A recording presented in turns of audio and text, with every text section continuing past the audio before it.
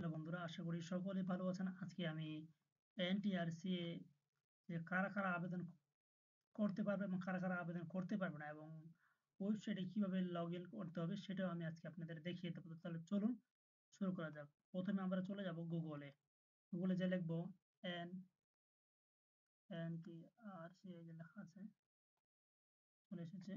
Inter button করি।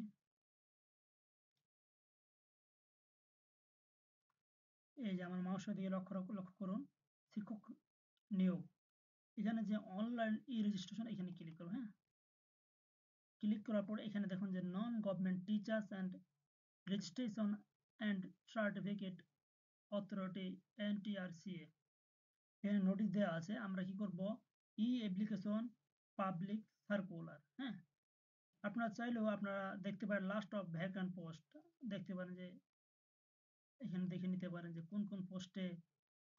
আর ধরে নিচ্ছি যে এখানে ধরে নিচ্ছি রংপুর। হ্যাঁ,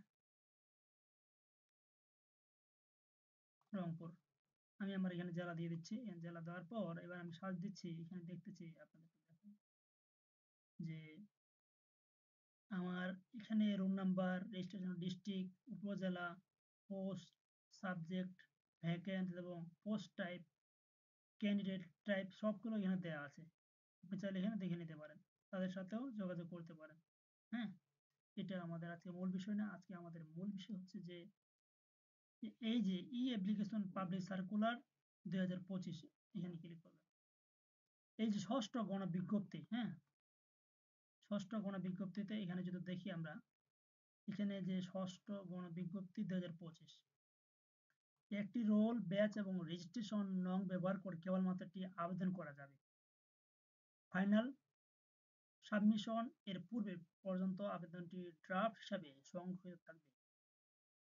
আচ্ছা, আরেকটি বিষয় এই যে নিচে দেখুন, এই জিনিসটা আপনি চাইলে ভিডিওটা দেখতে পারেন অথবা আবেদন ফর্মে ক্লিক করুন। হ্যাঁ, এই আবেদন ফর্ম ক্লিক করুন। এখানেই সবচেয়ে খেলা। এই যে ষষ্ঠ গণবিজ্ঞপ্তি, এটাতে কিন্তু সবাই আবেদন করতে পারবে না। তাহলে কারা আবেদন করতে পারবে? এটাতে আবেদন করতে পারবে তারাই মাত্র যারা ইতিমধ্যে এনটিআরসি কর্তৃক নিবন্ধনে পাশ করেছে, তারাই শুধু এখানে আবেদন করতে পারবে। যারা পাশ করে না, যারা ফেল করেছে, তারা আবেদন করতে পারবে না। তাদের আবেদন করতে হবে 19তম নিবন্ধনে। এটার জন্য অপেক্ষা করতে হবে বা সার্কুলার আপডেট আছে কিনা সেটা দেখতে হবে। এইখানে যে ব্যাচটা আপনারা কি করবেন, অনেকে যে ভুলটা করেন, হয়তো আপনি এখানে কিন্তু 17 এবং 18তম ব্যাচ, কিন্তু মনে রাখতে হবে যারা 17তম এবং 18তম ব্যাচে কি করেছে, এখানে উত্তীর্ণ হয়েছে, তারাই শুধু এখানে কি আবেদন করতে পারবে।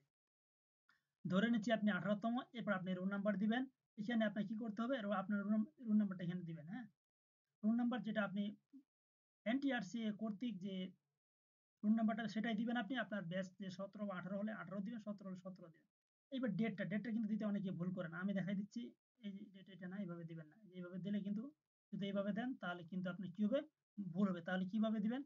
তাহলে প্রথমে কি করবেন, প্রথমে ডেট দিবেন। ধরে নিচ্ছি 7 তারিখ, 7, তারপর হাইফেন দিবেন ছোট করে, হাইফেন, তারপর দিবেন মাস, কত মাস আপনার, তারপর হচ্ছে জন্মসাল, ধরে নিচ্ছি 2005, 2000, 2000 ধরে নিচ্ছি। হ্যাঁ, এভাবে দিলে তারপর আপনি ভেরিফাই করবেন।